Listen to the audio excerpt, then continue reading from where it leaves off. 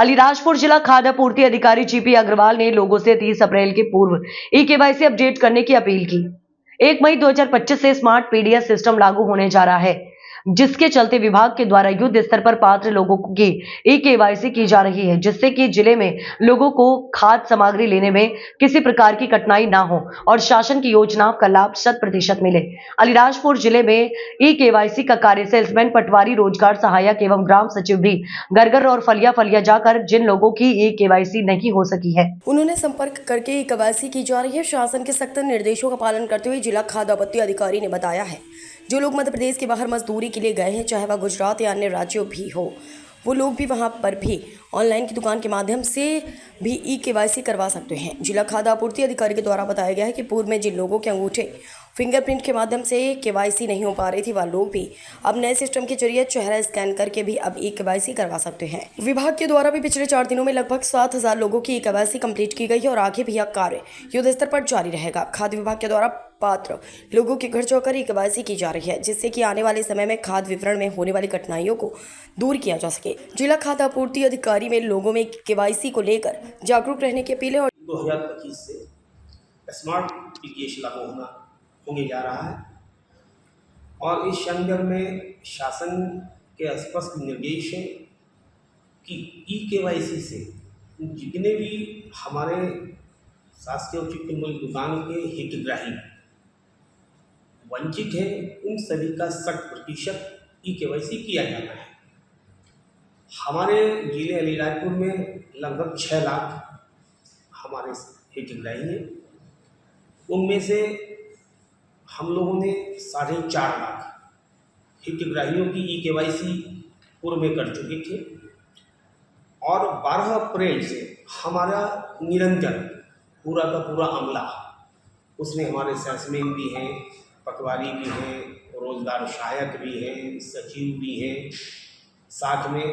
हमारे computer operator भी हैं। वो निरंतर ग्राम पंचायत के हर ग्राम में, फलिए में और घर घर में जा रहे हैं और जिन सदस्यों की ई-केवाईसी नहीं हुई है उनसे संपर्क करके निरंतर ई-केवाईसी का कार्य कर रहे हैं। और पिछले 4 दिनों में हम लोगों ने लगभग 60,000 ई-केवाईसी हम लोगों ने करवाया है। ई-केवाईसी में एक समस्या आ रही थी अंगूठा निशानी की जी, कि जो 5 वर्ष से कम उम्र के बच्चे हैं या जो 60 वर्ष से ऊपर के व्यक्ति हैं, उनके जो हमारा जो POS machine, point of sale जो मशीन है, उसके स्कैनर में उनके अंगूठे नहीं लग पा रहे थे। उस समस्या का निदान करते हुए शासन ने एक नया ऐप लॉन्च किया है, जिसमें उनके फेस के द्वारा, चेहरे के द्वारा हम उनकी ई-केवाईसी कर सकते हैं। वह काम भी हमारी प्रगति में है और इस कार्य के निरंतर पर्यवेक्षण के लिए हमारे समस्त अनुभाग के अनुविभागीय अधिकारी, तहसीलदार, नायब तहसीलदार, मैं स्वतः और हमारे जैसे निरंतर फलिए में जा करके और यह देख रहे हैं कि हमारी कार्य की प्रगति क्या है। एक समस्या जो आ रही है वो बड़ी संख्या में पलायन को लेकर है कि यहाँ से काफ़ी बड़ी संख्या में जो हमारे हितग्राही हैं वो रोजगार की तलाश में अन्य राज्यों, खास करके गुजरात गए हैं। शासन ने एक नई पहल करते हुए इस समस्या का भी निदान करने के लिए यह सुविधा की है कि यदि हमारे जिले के कोई भी हितग्राही, चाहे वह भारत के किसी भी राज्य में निवास रोजगार की तलाश में गए हैं, तो वो वहाँ शासकीय उचित मूल्य की दुकान पर जा कर के, NP ऑनलाइन पर जा कर के भी अपनी ई-केवाईसी करवा सकते हैं।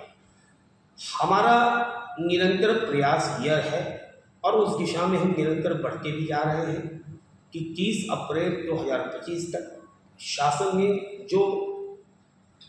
डेडलाइन हमें किया है केवाईसी के लिए, हमारा प्रयास रहेगा कि हम उस डेडलाइन तक 100% जो पात्र हितग्राही हैं उनकी ई केवाईसी करता हूँ।